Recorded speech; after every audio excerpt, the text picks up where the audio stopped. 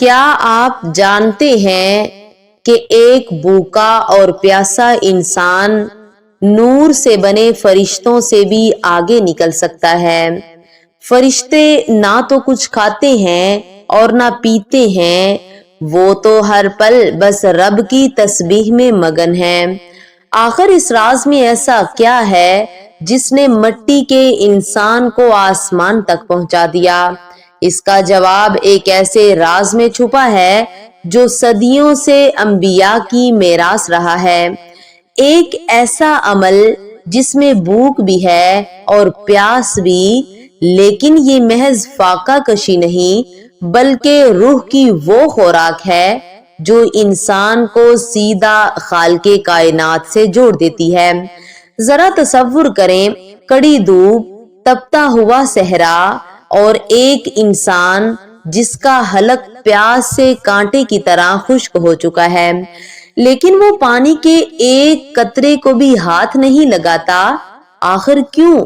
یہ وہ طاقتور راز ہے جسے ہم روزہ کہتے ہیں۔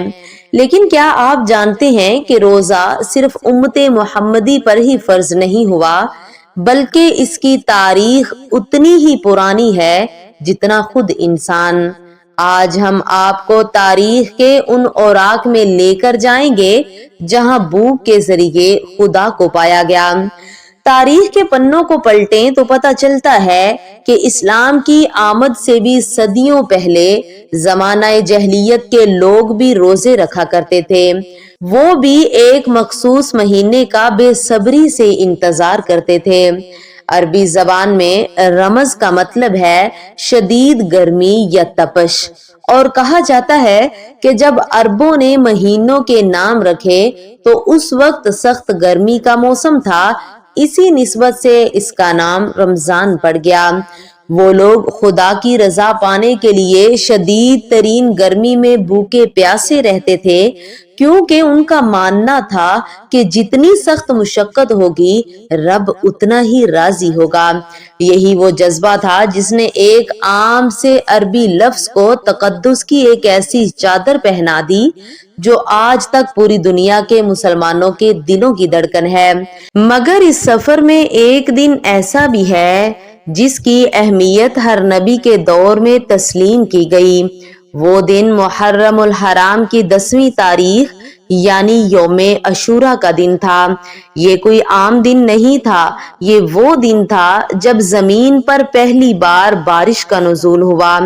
یہی وہ مبارک ساعت تھی جب حضرت آدم علیہ السلام کی توبہ قبول ہوئی اور سفینہ نوح کو طوفان کے بعد جودی پہاڑ پر پناہ ملی۔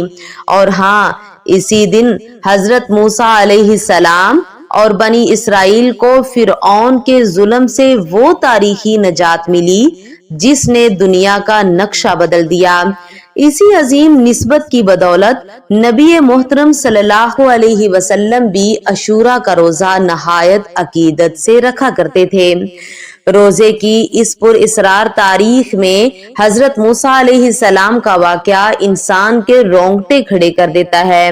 جب اللہ رب العزت نے موسیٰ علیہ السلام پر تورات نازل کرنے کا ارادہ فرمایا تو انہیں مسلسل 30 دن تک روزے رکھنے کا حکم دیا۔ 30 روزے مکمل کرنے کے بعد جب وہ کوہ طور پر رب کائنات سے ہم کلام ہونے کے لیے نکلے تو انہیں خیال آیا کہ کہیں مسلسل فاقے کی وجہ سے میرے منہ سے آنے والی بو میرے پروردگار کو ناگوار نہ گزرے۔ انہوں نے راستے سے ایک خوشبودار پتا توڑا اور چبا لیا، لیکن کوہ طور پر پہنچتے ہی اللہ نے پوچھا، اے موسیٰ، تم نے افطار سے پہلے روزہ کیوں توڑا؟ جب موسیٰ علیہ السلام نے اپنی معصومیت اور ادب سے وجہ بتائی تو رب کائنات کی طرف سے وہ محبت بھرا جواب آیا جو آج بھی ہر روزے دار کے دل کو سکون دیتا ہے۔ فرمایا، اے موسیٰ، میرے روزے دار کے منہ کی بو मुझे कायनात की तमाम खुशबुओं से ज्यादा पसंद है। और फिर अल्लाह ने उन्हें मजीद 10 रोजे रखने का हुक्म दिया, जिसके बाद उन्हें तौरात जैसी किताब अता की गई। रोजे की इस रोशन कड़ी में हजरत दाऊद अलैहिस्सलाम की रियाजत भी लाजवाब थी। वो अल्लाह के एक इंतहाई बहादुर और जलीलुल कदर पैगंबर थे। उनकी इबादत का अंदाज अल्लाह को इस कदर पसंद था कि वो एक दिन रोजा रखते और एक दिन नागा करते। रातों को उठकर ज़ुबूर की तलावत करते तो परिंदे और पहाड़ भी उनके साथ हम आवाज हो जाते। इसी तरह हजरत ईसा अलैहिस्सलाम को भी इंजील के नुज़ूल से कबल 40 दिन के रोजे रखने का हुक्म दिया गया। इन तमाम पैगंबरों की जिंदगियों से ये साबित होता है कि जब भी अल्लाह की तरफ से कोई अजीम नेमत मिलने वाली होती है तो उससे पहले जिस्म को भूख और प्यास की भट्टी से गुजार कर रूह को कुंदन बनाया जाता है। और फिर वो वक्त आया जब आसमानों पर मेराज की रात सजी। नबी आखिरुज़्ज़मा हजरत मोहम्मद मुस्तफ़ा सल्लल्लाहु अलैहि वसल्लम को रब्बुल इज्जत ने वो तोहफा अता किया जिसने पिछले तमाम रोजों की फर्जियत को समेट कर एक मुकम्मल और खूबसूरत शक्ल दे दी। वो तोहफा था माह रमजान। रमजान के रोजे फर्ज हुए और अल्लाह ने ऐलान कर दिया कि इस महीने में हर नेकी का अजर 70 गुना बढ़ा दिया जाएगा। जरा सोचें, सर्दियों के छोटे रोजे हों या गर्मियों की चिलचिलाती धूप के तवील तरीन रोजे, अल्लाह को अपने बंदे की ये कुर्बानी इतनी पसंद है कि वो फरमाता है, मुझे गर्मियों में अपने बंदे का रोजा और सर्दियों में उसका वुजू बेहद महबूब है। नाज़रीन ग्रामी, रोजा सिर्फ सुबह से शाम तक मैदे को खाली रखने का नाम नहीं है। ये तो रूह की वो परवाज है जो हमें फरिश्तों की सफ में ला खड़ा करती है। जब हम दुनिया की हलाल चीजों को भी रब की खातिर छोड़ देते हैं तो दरअसल हम अपने अंदर की अना, गुस्से और खामियों को शिकस्त दे रहे होते हैं। तारीखे इंसानियत के इस हैरत अंगेज सफर को जानने के बाद अब जरा अपने दिल पर हाथ रख कर सोचिए, हम रमजान में जो भूख और प्यास बर्दाश्त करते हैं, क्या हम वाकई इससे अपनी रूह को वो पकीजगी दे पा रहे हैं जो अंबिया का तरीका था। आज की इस वीडियो में हमने हजरत मूसा और हजरत दाऊद और दीगर अंबिया की कुर्बानियों का जिक्र किया।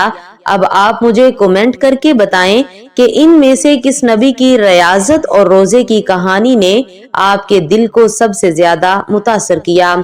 आपके ख्याल में आज के इस पुरफितन दौर में रोजे की असल रूह को कैसे जिंदा किया जा सकता है?